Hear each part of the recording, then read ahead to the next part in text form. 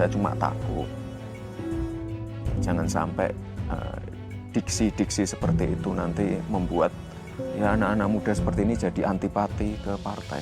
Saya cuma takut itu aja. Petugas partai, anak ingusan, ilaknat,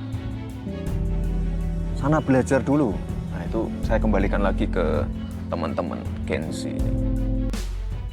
Terekam kamera kemarahan Gibran ungkap sakit hati pada PDIP, tak terima direndahkan sebagai bocah ingusan oleh PDIP. Sang ayah dipermalukan dianggap cuma petugas partai. Ini toh alasan gabung ke kubu Wawa?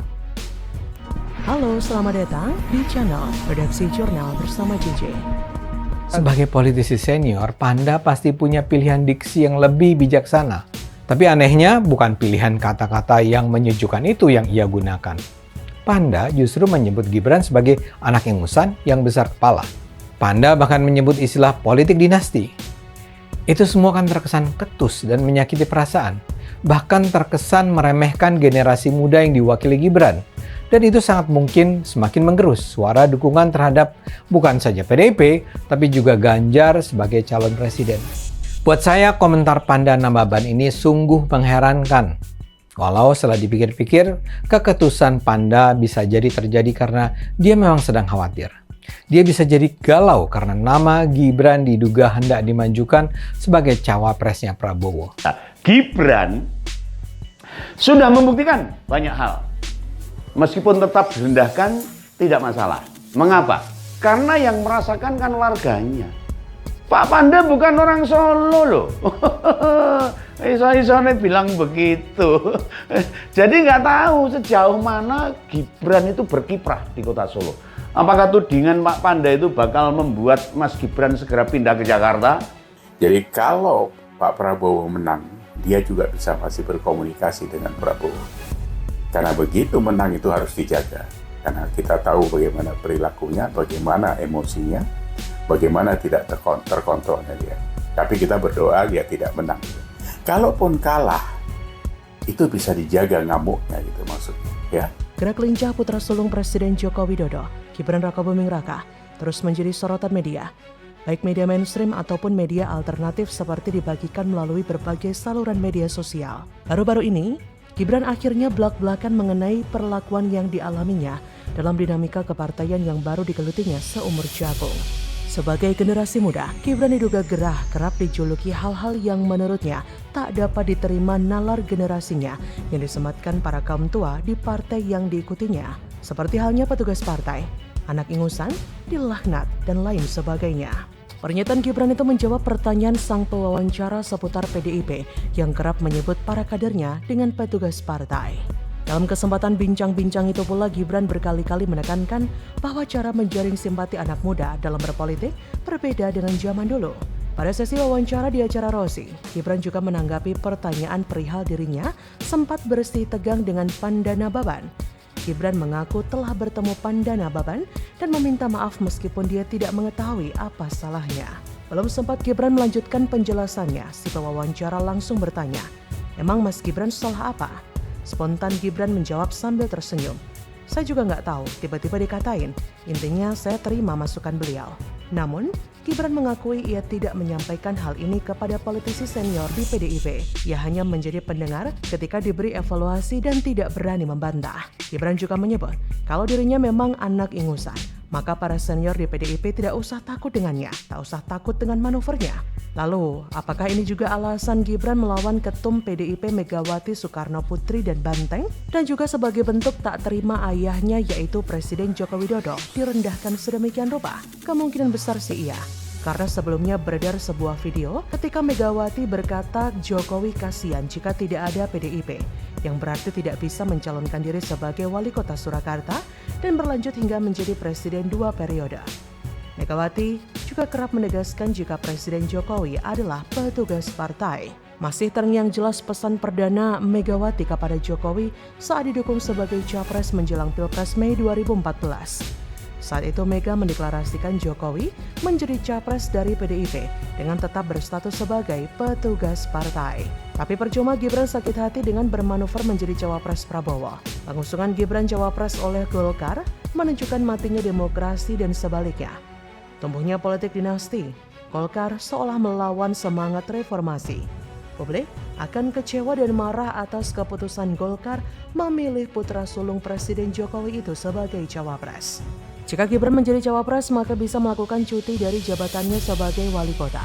Hal tersebut tertuang dalam Undang-Undang PKPU. Pada pasal 15 PKPU nomor 19 tahun 2023, penjabat presiden, wakil presiden, menteri, pimpinan dan anggota MPR, pimpinan dan anggota DPR, pimpinan dan anggota DPD, gubernur, wakil gubernur, bupati, wakil bupati, wali kota, dan wakil wali kota tidak perlu mengundurkan diri jika mencalonkan sebagai capres atau cawapres. Tapi kemungkinan hadir akan ada aspek lain yang mungkin terjadi jika Gibran benar-benar maju sebagai cawapres Prabowo. Gibran sendiri merupakan kader dari PDIP, sementara PDIP sudah mengumumkan paslonnya di Pilpres 2024, yaitu Ganjar Pranowo dan Mahfud MD. Gibran menjadi wali kota Solo pada Pilkada 2020 melalui PDIP. Jika PDIP mempersoalkannya, maka akan timbul masalah lain. Bagaimana menurut Anda? Pak Jokowi itu udah ngono lho, mentang-mentang. Lah iya, padahal Pak Jokowi kalau nggak ada PDI Perjuangan juga aduh kasihan dah.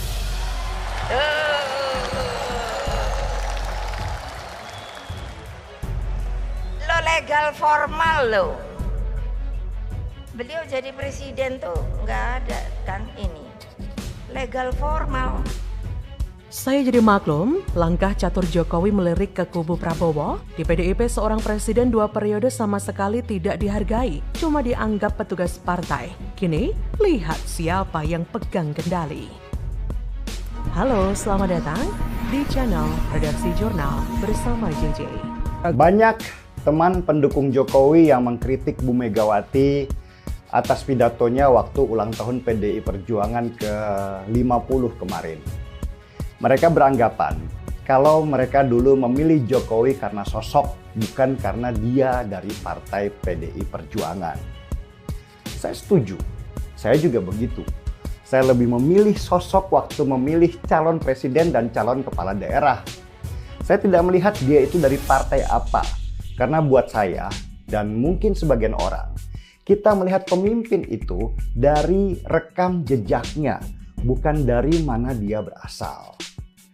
Tapi yang nggak boleh dilupakan, partai adalah kawah candra di muka seorang calon pemimpin. Lewat partailah seorang calon pemimpin digembleng habis-habisan untuk mengemban visi dan misi partai. Bu Mega dalam memutuskan betul-betul sangat hati-hati. Betul-betul tenang dan tidak gerusa-gerusu seperti yang lain-lainnya.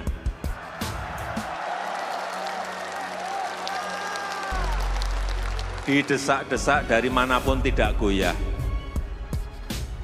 Meskipun namanya sudah di kantongnya Bu Mega. Tidak ada satu pihak pun yang bisa mengurus negeri ini sendirian. Semua harus bekerja sama dengan kuat dalam semangat gotong royong. Kenapa gotong royong?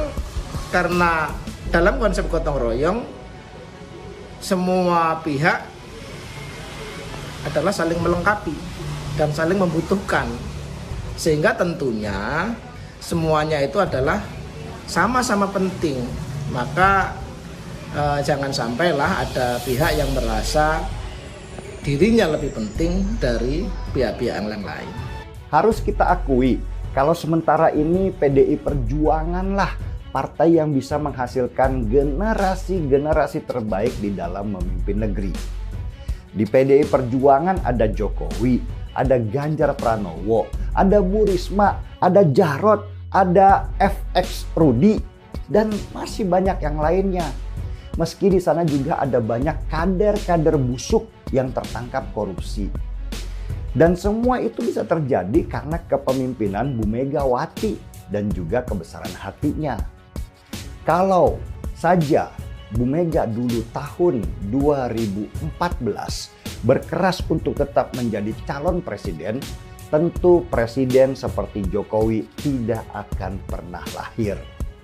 Ketua Umum PDIP Megawati Soekarno Putri pernah berbicara mengenai peran penting PDIP bagi seorang Presiden Joko Widodo. Beberapa bulan lalu Megawati mengaku mengawal Jokowi sejak sebelum menjadi presiden. Hal itu disampaikan Megawati dalam acara peringatan HUT ke-50 PDIP di J-Expo Kemayoran, Jakarta Pusat, Selasa 10 Januari 2023 silam. Megawati mulanya menyinggung soal program stunting yang diinisiasi PDIP. Mega pun lalu menyinggung soal Jokowi dan dukungan PDIP. Megawati mengatakan PDIP mengawal Jokowi secara legal formal. Menurutnya, Presiden Jokowi kalau tidak ada PDIP, kasihan banget. Megawati juga menceritakan saat dirinya mengusulkan Ma'ruf Amin menjadi pendamping Jokowi di periode kedua. Megawati mengatakan, dulunya Ma'ruf Amin sama-sama berada di BPIP. Selain itu, Megawati menyarankan agar Mahfud MD menjadi Menko Polhukam. Megawati mengatakan beberapa orang di BPIP kini digeser untuk membantu Jokowi di pemerintahan.